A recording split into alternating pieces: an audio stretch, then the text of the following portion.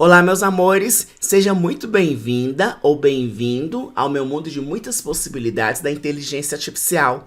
Se você não me conhece ainda, sou Roger Sampaio, sou cientista de dados e é uma alegria compartilhar conhecimento com você. Como eu digo sempre, conhecimento é poder e tem a capacidade de mudar a vida de pessoas, assim como tem transformado a minha própria trajetória.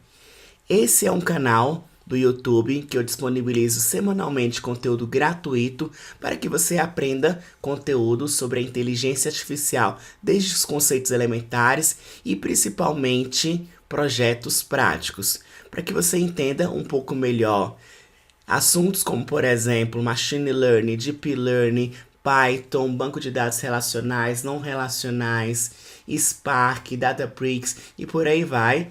São alguns assuntos que podemos tratar perfeitamente nesse canal. Vamos lá? Aperte os cintos porque vamos decolar.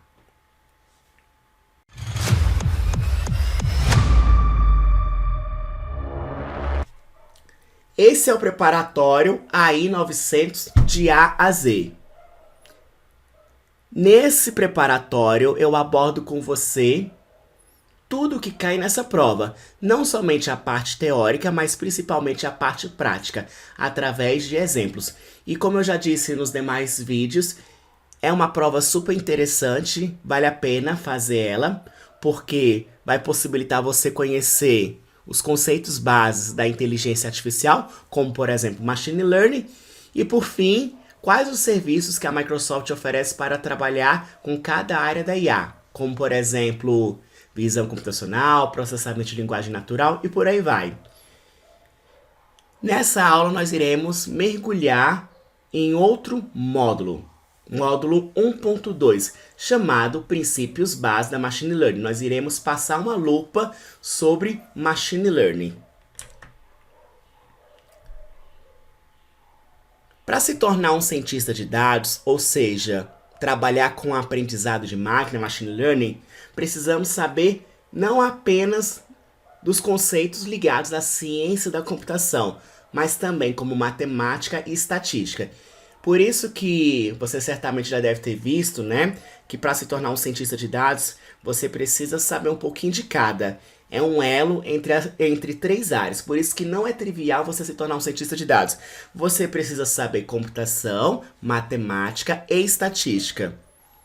E por que precisamos saber computação? Aliás, e por que precisamos saber matemática e estatística? Ora, gente, um computador, ele não entende o idioma português, ele não entende a linguagem humana. Para ele, tudo é número. Então, as técnicas utilizadas para ensinar uma máquina são técnicas derivadas da matemática e da estatística.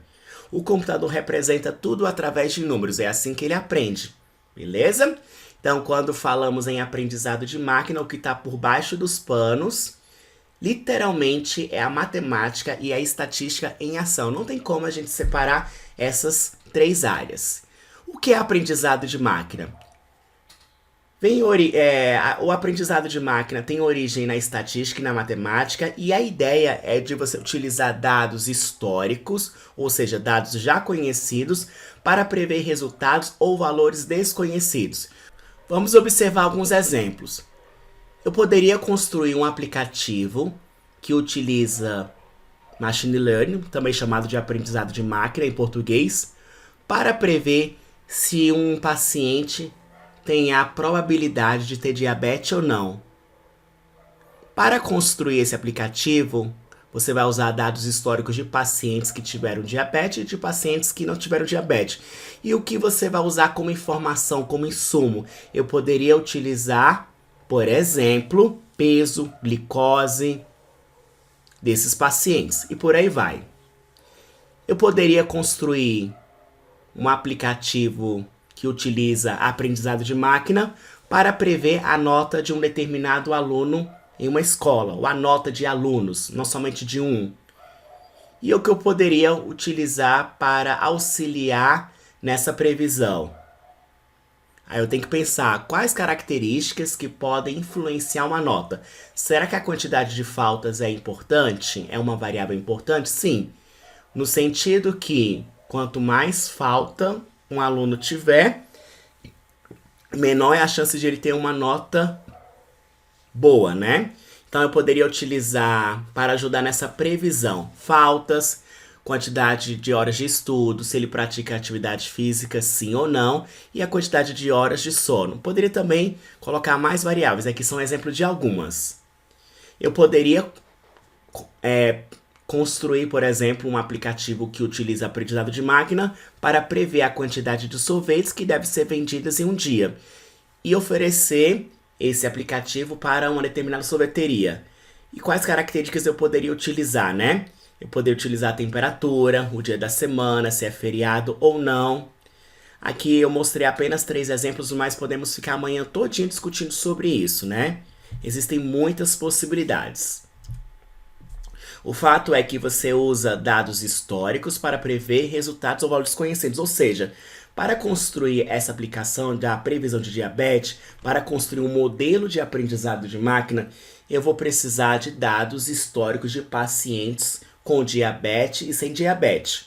E para cada paciente você vai ter o quê? Você vai ter o peso e a glicose. Aí ele vai aprender a relação que existe entre essas variáveis, vai construir para nós um modelo e no final, qualquer paciente que chegar com novas informações, ele vai ser capaz de dizer se aquele paciente vai ter diabetes ou não.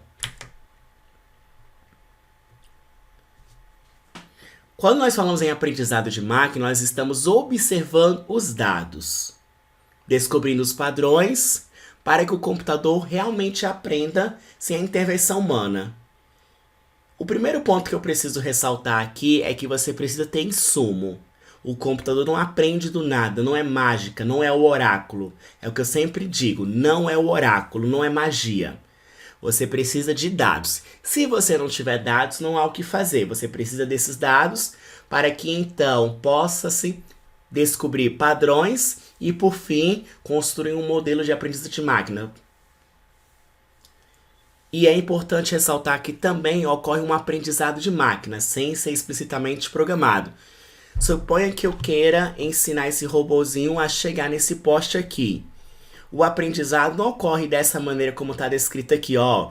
Você vai dar 2 passos para a sua direita, depois você vai dar um passo para a sua esquerda e depois um passo para a direita. Você vai ensinar, na verdade, ele a andar e não uma série de instruções. Faça isso, isso, isso e isso. Beleza?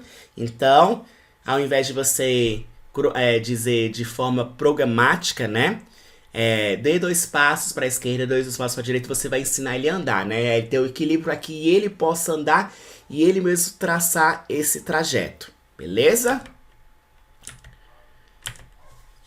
Eu dou muita consultoria em empresas e muitas vezes eles querem implementar inteligência artificial, porque a inteligência artificial está na moda, tá todo mundo falando, mas para que ela possa ser implementada em uma empresa, existe uma série de premissas. Primeira é os dados. Se você não tem dados, não há o que fazer, né? Você chega na empresa porque um cara ouviu falar do ChatGPT e ele quer ter na empresa dele, ele quer melhorar os resultados. Mas às vezes você chega lá, boa parte das vezes, é muito comum isso acontecer, né? Você nem sequer tem os dados, então não há o que fazer. Então exige um passo a passo. Primeiro você tem os dados eles devem ser estruturados, organizados em bases de dados. Aí você pode ter os bancos de dados. Depois você começa a brincar com esses dados para analisar o seu presente, é o que a gente chama de BI, para depois, então, você ir para Machine Learning, ou seja, aprendizado de máquina. Acaba que Machine Learning é literalmente a cereja do bolo, é algo avançado. Se você não tem a base de dados, não há como você trabalhar com aprendizado de máquina. Isso é uma boa prática. Primeiramente, a gente vai constrói as bases de dados, depois a gente implementa o BI, para depois então pensar em Machine Learning. Vamos aprofundar um pouquinho mais. Quando você quando você está trabalhando com aprendizado de máquina, o que você está construindo é, na verdade, um modelo preditivo. O próprio nome já é bem sugestivo, modelo preditivo, preditivo de previsão. É um modelo que vai prever um resultado. E na prática, ele nada mais é do que uma função matemática que recebe uma entrada e vai fazer a previsão de um determinado valor. recebe uma entrada e R vai retornar uma saída. Eu posso representar matematicamente dessa maneira. Y é a saída, que é dado através da f de x. E a f de x é a minha função. E essa função, ela vai ser construída. Ela ainda não existe. Se ela existisse, você não precisaria de criar um modelo preditivo. Bastaria você aplicar a função fazendo a substituição dos valores. Vou dar um exemplo. Suponha que você queira trabalhar em uma instituição financeira, você é cientista de dados, e o seu gerente pediu para você construir um modelo para dizer se deve liberar o cartão de crédito ou não para os clientes, o cartão de crédito Platinum X.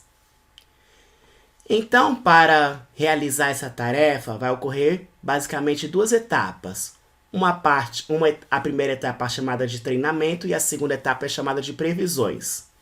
No treinamento, você vai utilizar dados históricos de clientes bancários, daqueles que possuem um cartão de crédito e daqueles que não possuem um cartão de crédito. E você vai usar dados históricos, mas quais dados de clientes você vai usar? Você tem que pensar, você tem muitos dados. Você imagina numa instituição bancária, né? Você tem sexo, você tem idade, você tem a data de nascimento, você tem informações sobre o endereço, mas quais variáveis poderiam ser úteis para dizer se uma pessoa deve ter cartão de crédito ou não? E para responder essa pergunta requer estudo também. Às vezes a gente tem noção de algumas, outras vezes não. Quem vai nos dizer isso é um negócio e também a experimentação. Então eu poderia utilizar a idade, poderia utilizar a renda. Aqui está exemplo de algumas variáveis que poderiam ser úteis. Idade, renda, quantidade de produtos que aquele cliente tem com o banco, se possui imóvel próprio ou não, e se o cartão está liberado. Então, tem, por exemplo, o primeiro cliente tem idade de 30 anos, tem a renda de 6 mil, tem 4 produtos, possui imóvel próprio, e para esse cliente o cartão foi liberado. O segundo tem a idade 40, a renda 10 mil, 2 produtos, possui imóvel próprio sim, para esse cliente o cartão foi liberado. E por fim, o terceiro cliente tem 50 anos, a renda é 1.800, tem 2 produtos, tem imóvel próprio não e o cartão foi liberado. Idade, renda, quantidade de produtos, possui imóvel próprio são chamados de recursos. Features, variáveis preditoras, são as variáveis que nos auxiliam no resultado final, a prever o resultado final. Esse aqui, cartão liberado, é chamado nosso rótulo, target, alvo, é o que a gente deseja prever. No final, o que eu quero é exatamente isso, né? Dizer se um determinado cliente deve ter o cartão liberado ou não. Durante o treinamento, eu vou precisar dos dados históricos, os recursos e os rótulos, para que ele aprenda a relação do rótulo com as features, beleza? E uma vez o modelo treinado, né, aí eu consigo fazer as previsões. Vai chegar, por exemplo, a idade 40, o cliente com a idade 40, com a renda de 1.000, um produto, não possui imóvel próprio. Será que o cartão deve ser liberado para esse cliente, sim ou não? Então, na prática, o que vai acontecer é que a fórmula matemática vai ser dada através dessas variáveis. Y, no caso aqui, ó, cartão liberado, vai ser dado através dessas variáveis aqui, beleza? Uma fórmula que vai conter todas essas variáveis aqui, a idade, a renda, a quantidade de produtos e se possui imóvel próprio ou não. A complexidade dessa fórmula depende do algoritmo que estamos utilizando, né? Para criar um modelo preditivo, existem diversos algoritmos. Mas isso é assunto da próxima aula. Já já vejo você. Um beijo no coração e até mais.